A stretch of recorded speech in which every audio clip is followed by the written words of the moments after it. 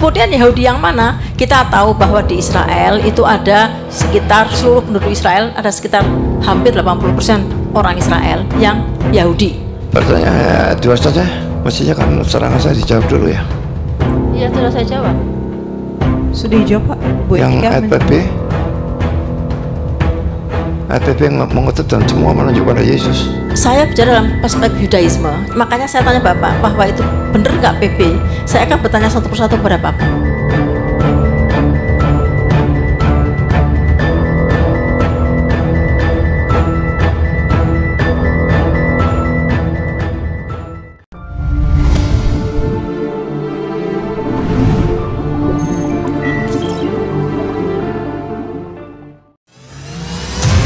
Ini adalah lukisan menakjubkan.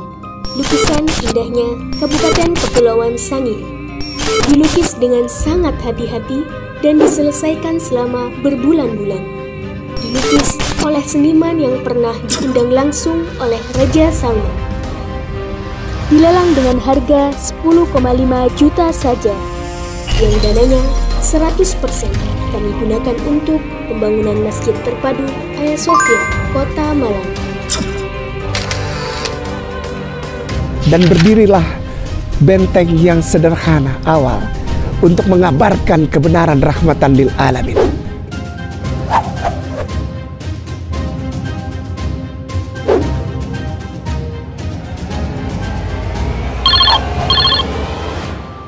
Baik, untuk peraturan debat pertama pada debat lintas agama kali ini adalah timer yang akan digunakan untuk dialog debat kali ini adalah timer catur, di mana setiap kali narasumber Kristen maupun narasumber dari Islam berbicara akan menggunakan waktunya masing-masing, dan on notes dilarang berbicara menggunakan waktu pembicara oposisi.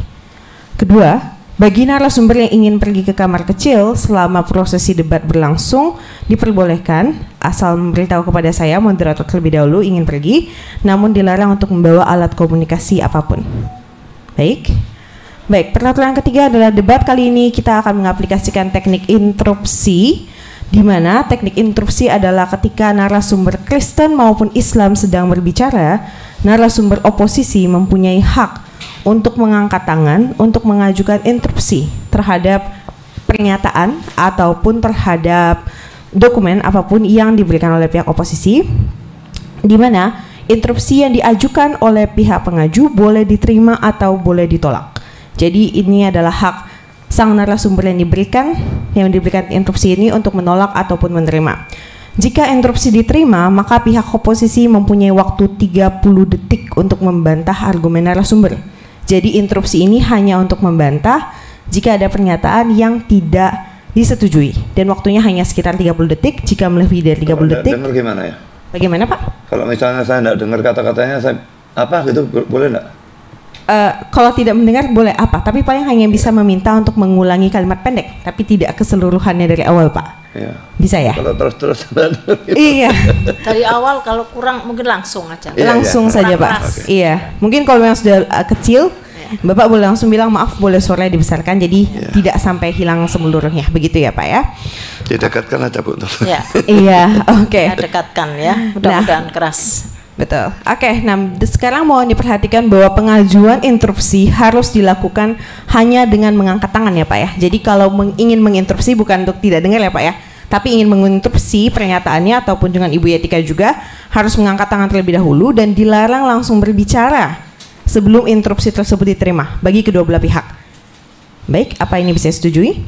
Interupsi itu kok saya gimana? Jadi sedang saya berargumentasi bisa diinterupsi dengan angkat tangan, tapi jika Bapak tidak merasa Bapak tidak mau menerima interupsi tersebut, Bapak boleh biarkan saja.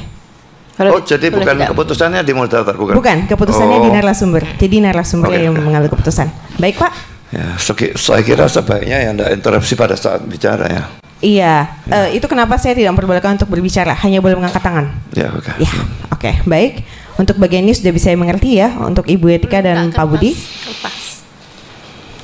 Oke, baik. Saya akan lanjut ke peraturan keempat, di mana ke peraturan keempat pihak panitia kami akan menyediakan reader, di mana tugas reader akan membantu narasumber Kristen ataupun Islam untuk membukakan ayat, dokumen, buku, artikel, atau kamus online yang berhubungan dengan topik debat. Jadi kan beda leadernya. Jadi dengan Bu Etika dari saya leadernya. Karena Pak Budi ini sendiri ya. Untuk dari laptop Lagi-lagi sendiri. saya enggak terlalu dengar. Kalau ngomong speednya mungkin agak lambat. Oke. Baik Pak. Jadi pihak panitia kami menyediakan reader untuk membuka ayat ataupun slide presentasinya. Oh, oke. Iya. Untuk Bu Etika, karena Bu Etika pakai reader, jadi saya membantu untuk menekan slide-nya. Begitu. Dari Pak Budi sebelum mulai ini tadi bilang ya, Pak Budi ingin menekannya sendiri ya? Baca sendiri. Ya, baca sendiri. Baik, oke. Bisa dimengerti ya? Baik, saya lanjut kembali. Untuk peraturan kelima. Kedua narasumber dilarang menyerang hal-hal privasi dan pribadi dikarenakan ini adalah panel debat ilmiah. Oleh karena itu tujuan debat ini harus untuk kepentingan akademis dan berdasarkan teks-teks akademis. Bisa diterima?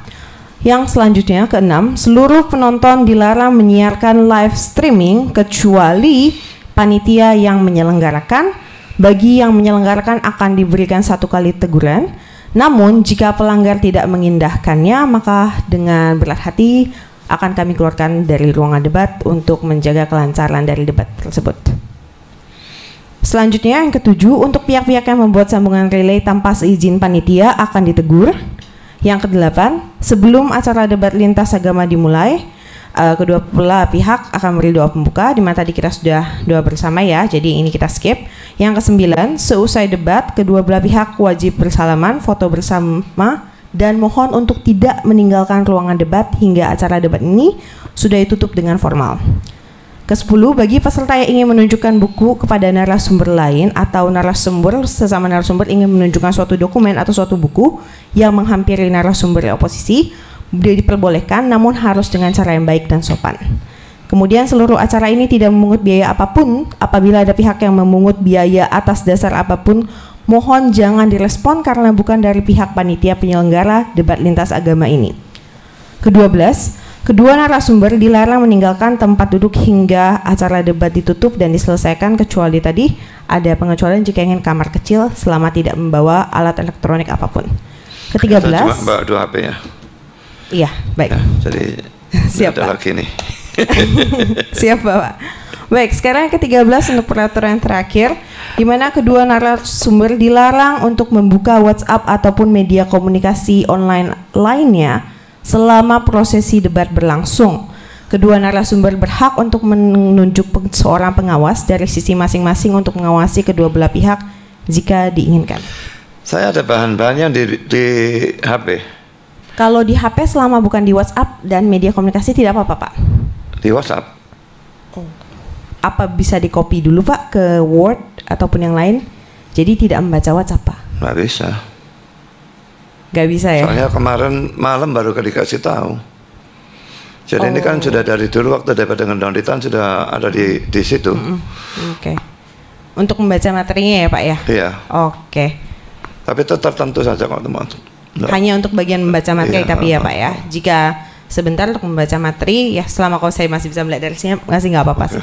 Yang penting sebenarnya kenapa kita meminta ada peraturan dilarang buka WhatsApp karena supaya jangan diberitahu orang gitu ya. Betul, maksudnya ini kan untuk satu sama lain kemampuan pasti nggak ilmu, mungkin nyontek. kemampuan narasumber ya, kemampuan kedua belah narasumber. Kita juga ingin menguji keterampilan dan ini kesempatannya untuk membuktikan benar-benar keterampilan aslinya kita. Jangan sampai ada pesan titipan ataupun pertanyaan titipan, itu kan jadinya adanya ketidakfairan. Ya, terutama kita mendebatkan mengenai Karena agama. WhatsApp saya ada di sini juga bisa ditunjukkan di situ kan Iya. itu contekan atau Iya, dari saya baik. sendiri. Iya, kalau begitu nggak apa-apa. Baik ya. Baik, untuk peraturannya sudah bisa setuju ya untuk Ibu Etika dan Pak Budi? Sudah bisa setujui?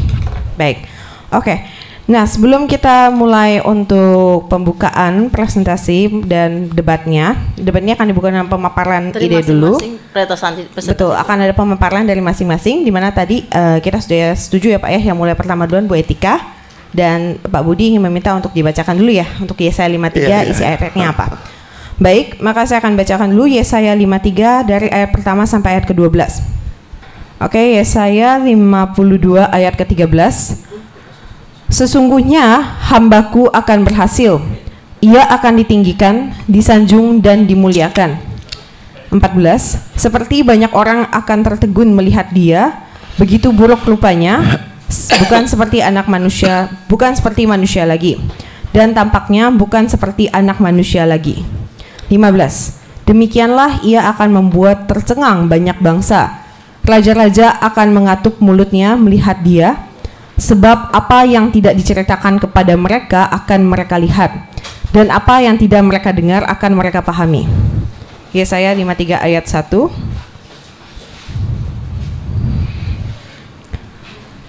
Siapakah yang percaya kepada berita yang kami dengar, dan kepada siapakah tangan kekuasaan Tuhan dinyatakan? Ayat 2. Sebagai taruk ia tumbuh di hadapan Tuhan, dan sebagai tunas dari tanah kering. Ia tidak tampan dan semaraknya pun tidak ada sehingga kita memandang dia, dan rupa pun tidak sehingga kita menginginkannya. Ketiga, ia dihina dan dihindari orang, seorang yang penuh kesengsaraan dan yang biasa menderita kesakitan. Ia sangat dihina sehingga orang menutup mukanya terhadap dia, dan bagi kita pun dia tidak masuk hitungan.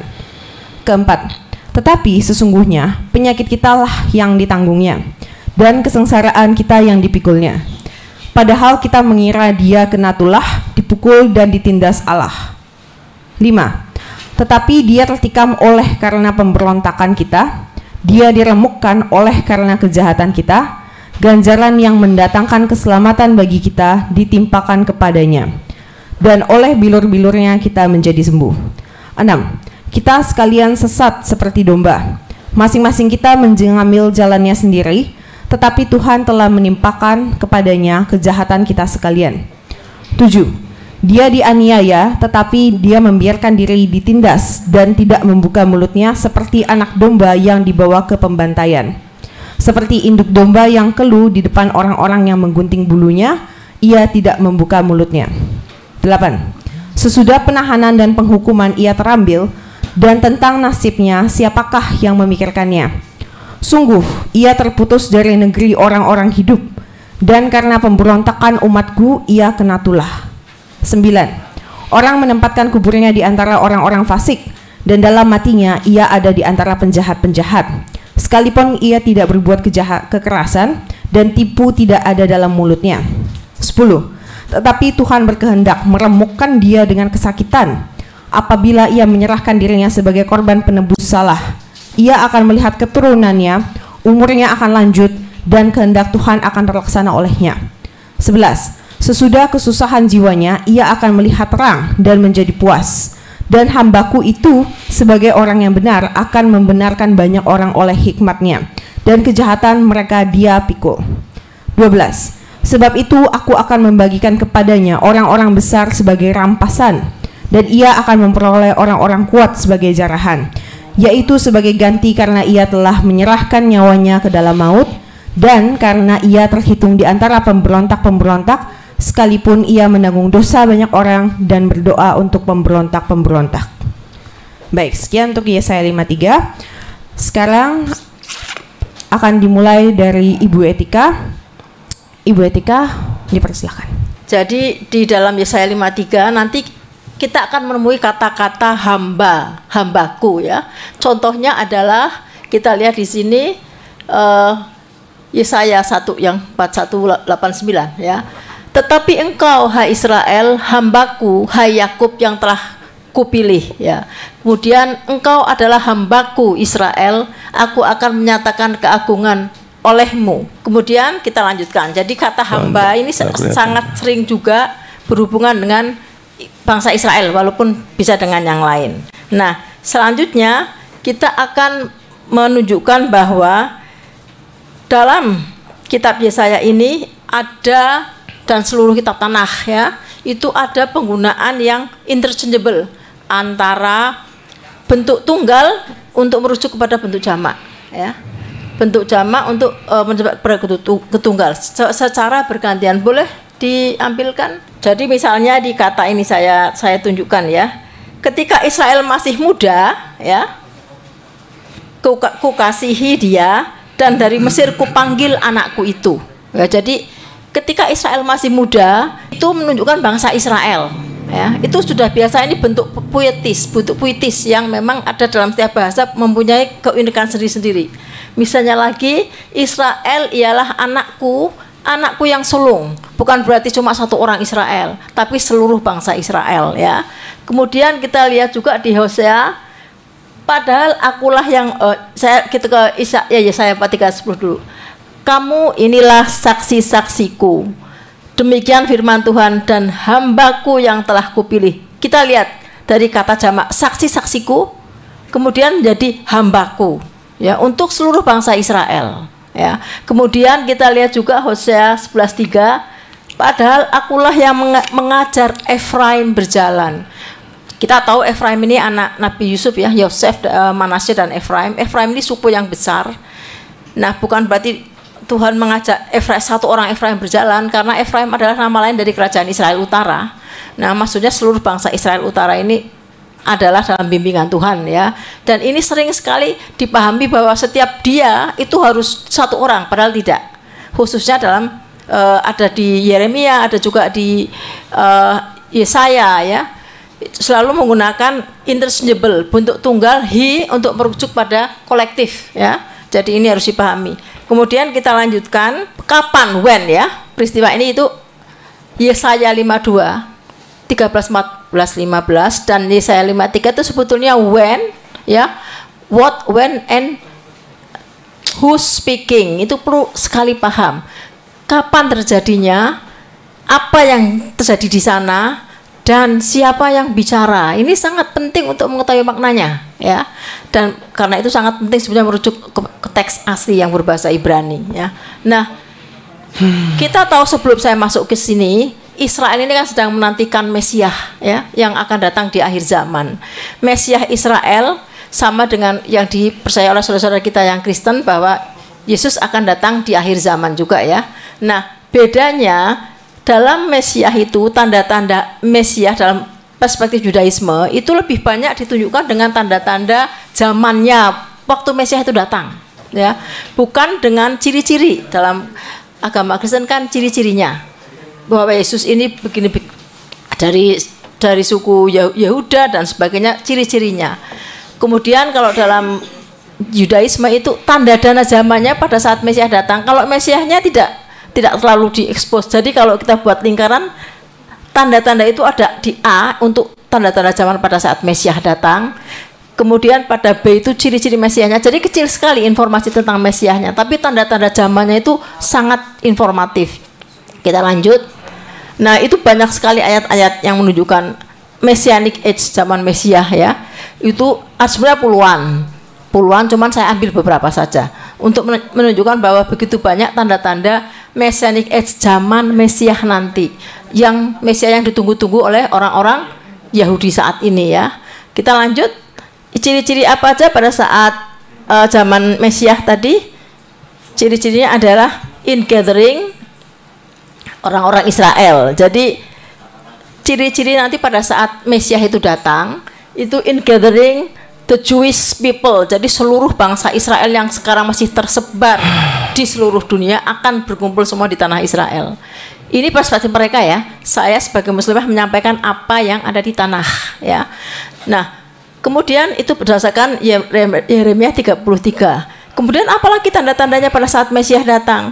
Pada saat Mesias datang itu bait suci yang ketiga akan dibangun, ya, seperti disebutkan dalam kitab Yehezkel 40-44. Ya, bait suci yang ketiga akan dibangun.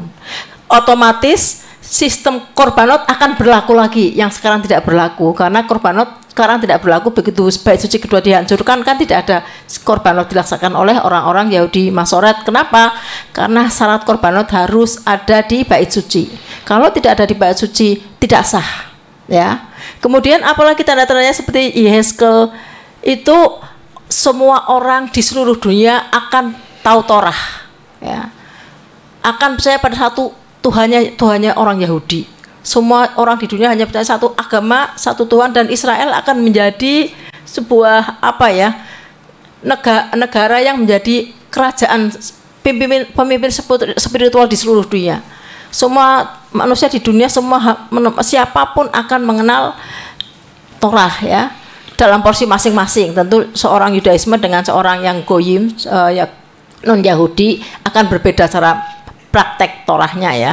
Kemudian akan juga nations. Jadi Israel ini menjadi the light, menjadi terang bagi seluruh bangsa-bangsa. Dia yang akan menaungi, yang akan mengatur segala keadilan di seluruh dunia. Siapa yang melakukan Mesias yang akan datang ini? Ya, ini begitu. Kemudian dalam semua orang di dunia ini menurut Mikah ya, dalam Mikah itu hanya akan percaya pada Tuhannya tauhid, satu Tuhan. Ini tanda-tanda yang ada di tanah ya. Kemudian kita lanjutkan ciri-ciri Mesiasnya. Bisa di ini ciri-ciri Mesiasnya.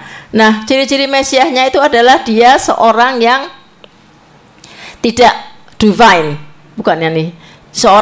Dia seorang Mesias menurut Yudaisme itu dia bukan divine, bukan bagian dari Tuhan seperti Yesus kan bagian dari Tuhan, tapi human being, murni human being.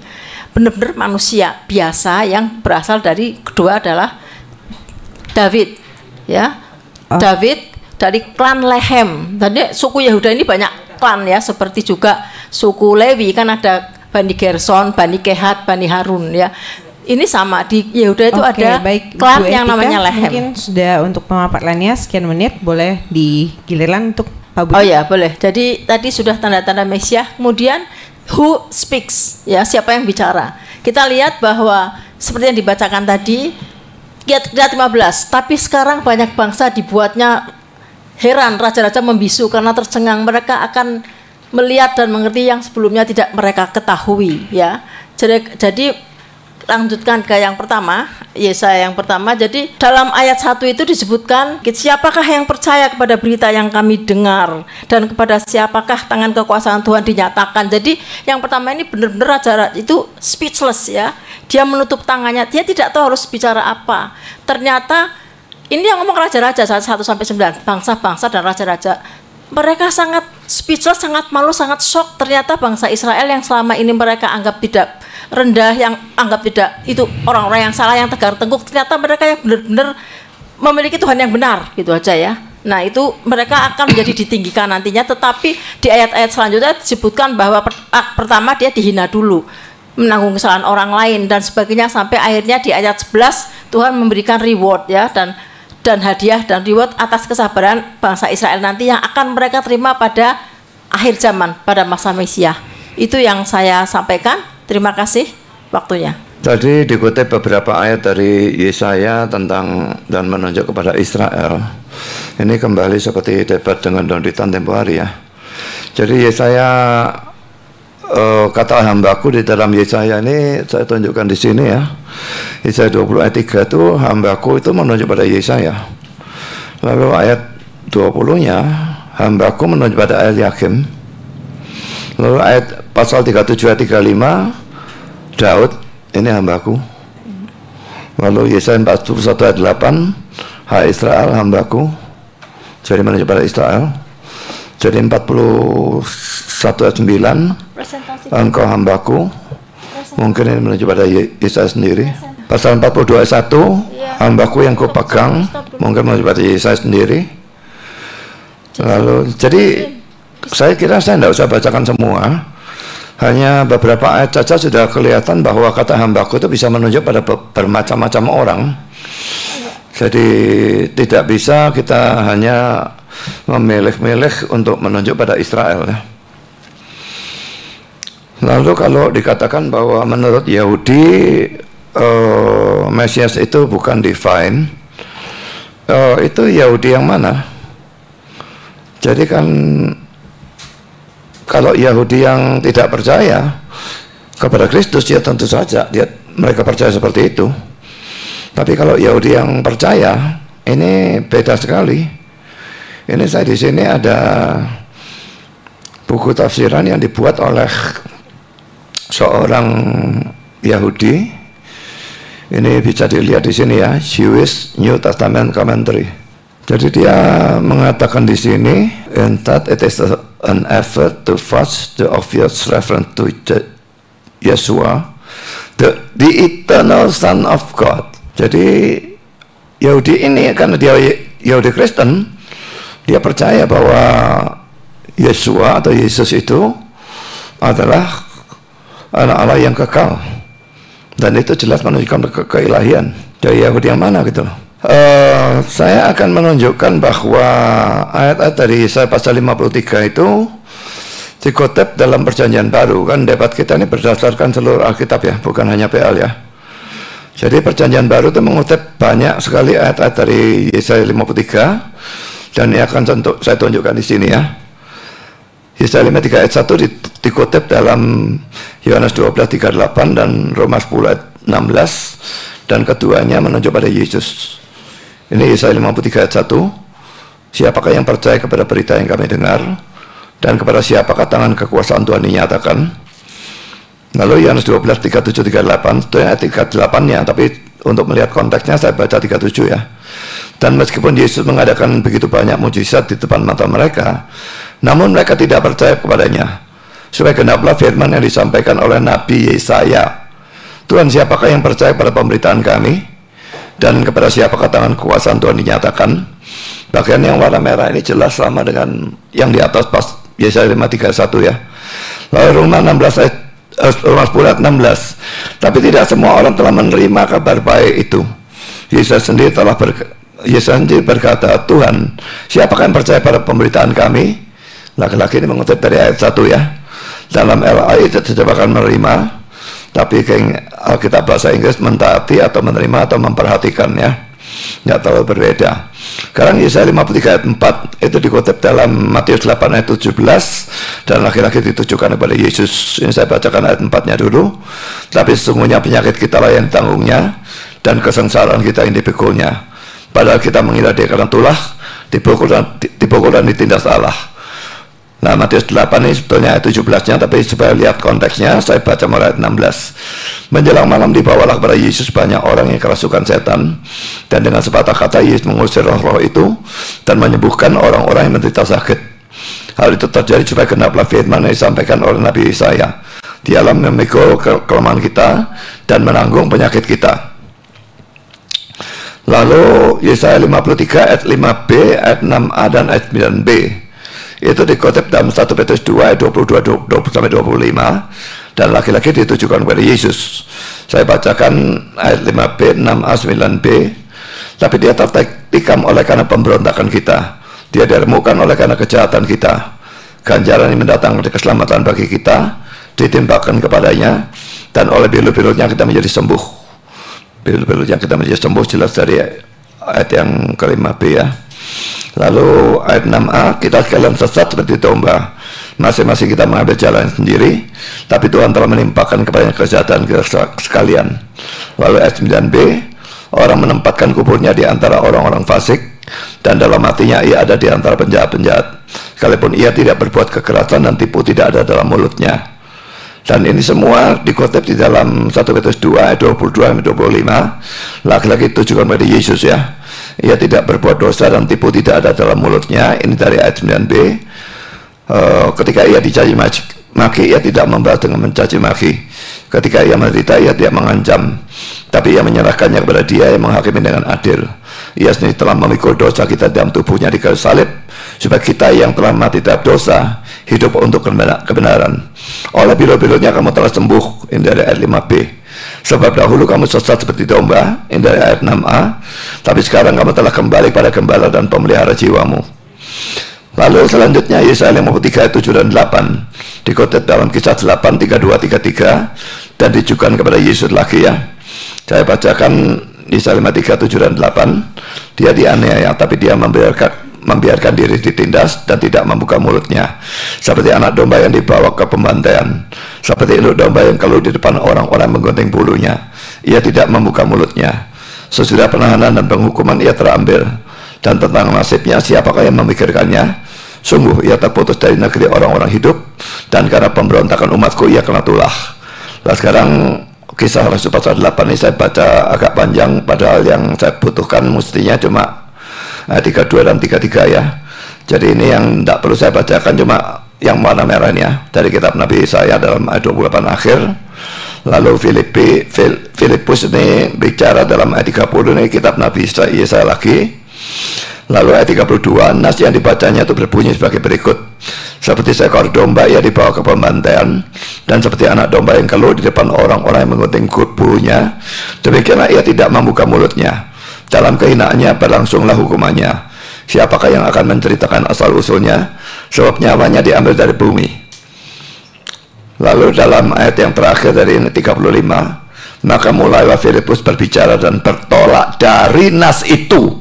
Ia memberitakan Injil Yesus kepadanya.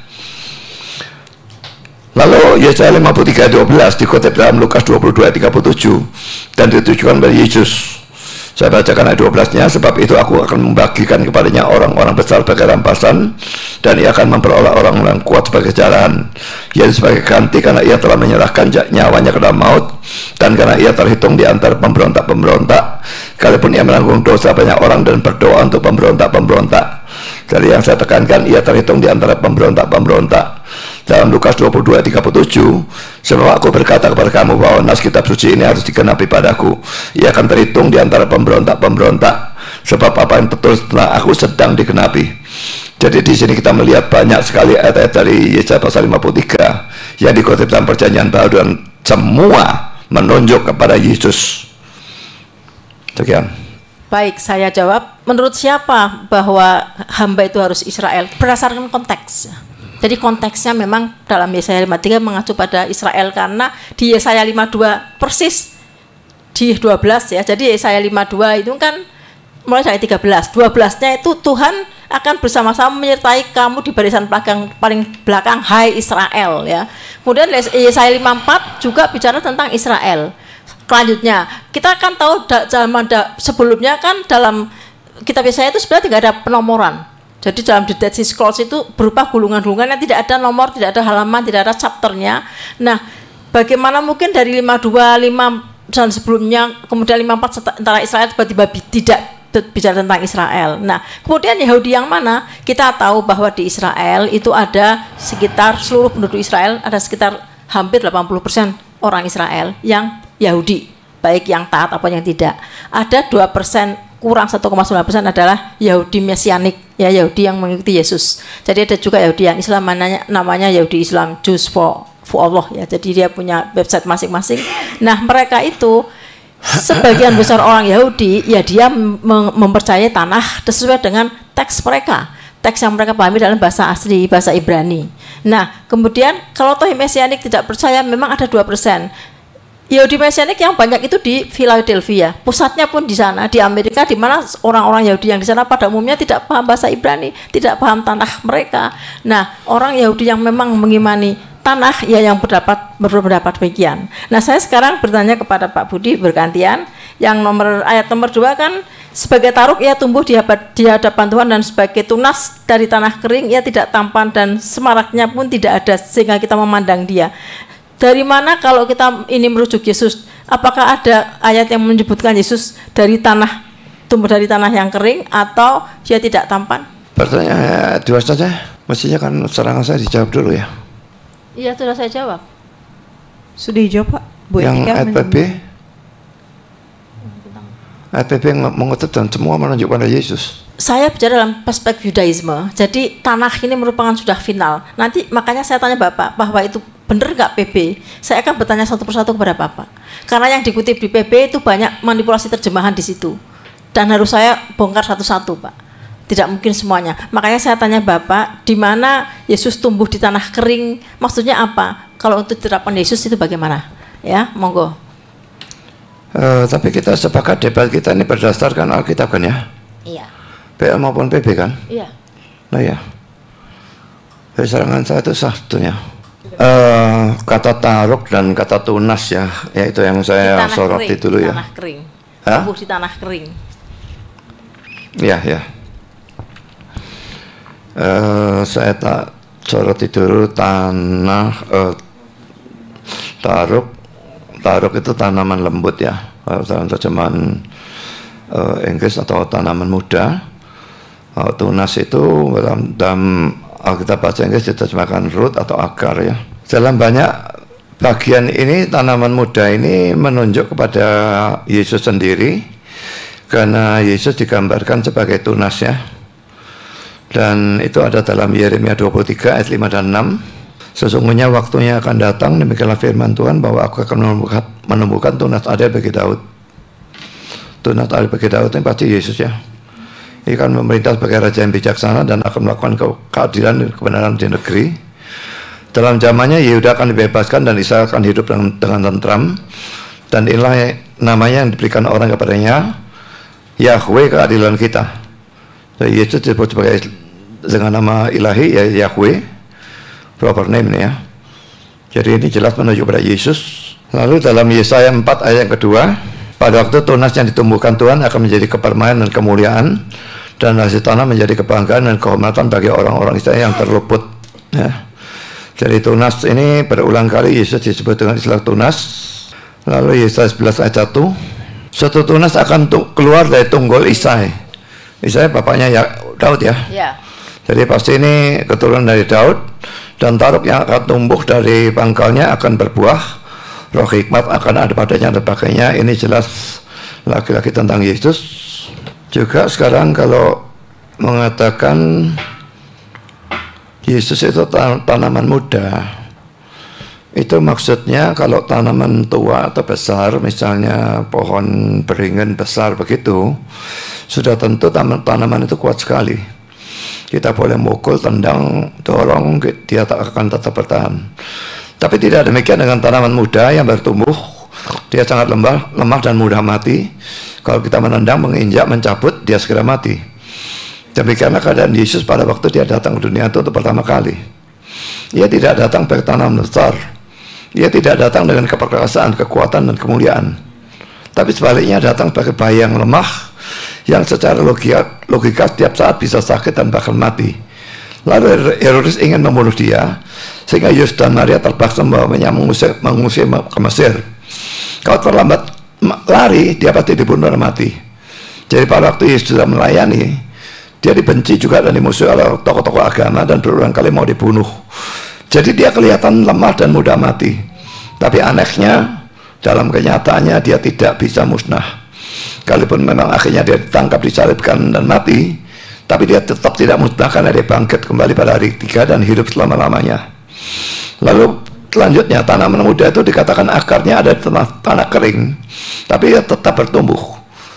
Pertama kita soroti kata tumbuh itu ya, grow up, tumbuh. Ini ada dalam bentuk future tense ya, dan ini sebetulnya salah dalam terjemahan King James. RSV, NIV dan NASB, grow up, telah tumbuh, ini ada dalam past tense, dan ini yang benar ya. Dan memang ini merupakan suatu nubuat tentang hal yang akan datang, tapi saking pastinya itu akan terjadi, lalu ditulis dalam bentuk past tense atau bentuk lampau, seakan-akan hal itu sudah terjadi. Selanjutnya dikatakan bahwa dia tumbuh di tanah yang kering. Kalau kita melihat tanaman yang tumbuh di tanah yang subur, kita tidak perlu heran. Tapi kalau kita melihat tanah yang kering, bukan hanya bagian atasnya, tapi terus sampai dalam sekali, dan ternyata di sana sebuah tanaman muda bisa bertumbuh, maka ini betul-betul luar biasa. Di tempat di mana rasanya tidak mungkin ada sesuatu yang bisa tumbuh, ternyata tanaman muda ini bisa tumbuh. Demikian pula halnya dengan Yesus. Dia tumbuh dalam pengaruhnya terhadap orang banyak, padahal rasanya tidak mungkin. Mengapa tidak mungkin? Karena pertama ditinjau dari sudut keturunan, sekalipun dia keturunan raja, tapi kerajaan Israel maupun Yehuda telah hancur, dan pada waktu itu Yehuda dalam penjajahan Romawi. Andai kata dia keturunan atau anak raja yang berhak atas mahkota, maka tidak aneh kalau pengaruhnya bisa begitu hebat. Tapi dia tidak punya hal apa-apa atas kerajaan. Dia dikenal sebagai rakyat jelata, anak tukang kayu yang miskin. Jadi ditinjau dari sudut keturunan, rasanya tidak mungkin dia bisa punya pengaruh besar. Poin B, ditinjau dari sudut kebangsaan. Andai kata ia adalah orang Romawi, tidak aneh kalau dia bisa punya pengaruh besar karena bangsa Romawi saat itu kuat sekali. Tapi dia adalah orang Yahudi yang pada waktu bangsa yang kecil, lemah, dijajah, ditindas, sehingga rasanya tidak memungkinkan bagi Tuhan Yesus untuk menumbuhkan pengaruhnya. Poin C, ditinjau dari sudut pengikut. Andai kata Yesus memilih murid-muridnya dari kalangan orang-orang top seperti kaisar, gubernur, panglima perang, ahli filsafat, ahli Taurat, orang Farisi, imam dan sebagainya, Tidak heran jika dia bisa punya pengaruh yang hebat. Tapi kenyataannya dia pilih murid-murid dari golongan rendahan seperti nelayan, pemujukai dan sebagainya. Ini laki-laki tidak memungkinkan rasanya untuk menumbuhkan pengaruhnya. Ditinjau dari sudut keadaan alamiah manusia, poin D ini ya. Andai kata ajaran dan kehidupan Yesus itu sesuai dengan keadaan alamiah manusia, maka tidak aneh kalau banyak orang mau ikut dia. Tapi kenyataannya ajaran maupun kehidupan Yesus bertentangan dengan keadaan alamiah manusia. Misalnya, adakah manusia yang kalau diam-diam ditempelin tidak ingin balas? Tapi Yesus berkata, jika tampar pipi kanan, berikan pipi kirimu. Memang itu bukan hurufiah ya, maksudnya tidak boleh balas ya. Tapi kecenderungan manusia kan membalas. Jadi ajaran Yesus bertentangan dengan kecenderungan manusia. Lalu poin kedua, adakah orang-orang laki-laki yang tidak pernah melihat seorang gadis yang cantik dan seksi dan lalu terangsang? Semua laki-laki normal pasti pernah dan bahkan sering mengalami hal seperti itu. Itulah keadaan manusia. Tapi bagaimana ajaran Yesus? Dia berkata, barang siapa memandang seorang perempuan dan menginginkannya, sudahlah ia berzina dalam hatinya. Jadi ajaran Yesus yang bertentangan dengan keadaan alamiah ini, keadaan alamiah manusia ini menyebabkan rasa sukar baginya untuk bisa menumbuhkan pengaruhnya. Jadi ditinjau dari macam-macam sudut, rasanya Yesus tidak bisa menumbuhkan pengaruhnya. Tapi kenyataannya pengaruhnya toh bertumbuh. Ia betul-betul seperti tanaman muda yang bertumbuh sekalipun akarnya ada di tanah yang kering. Sekian jawaban saya.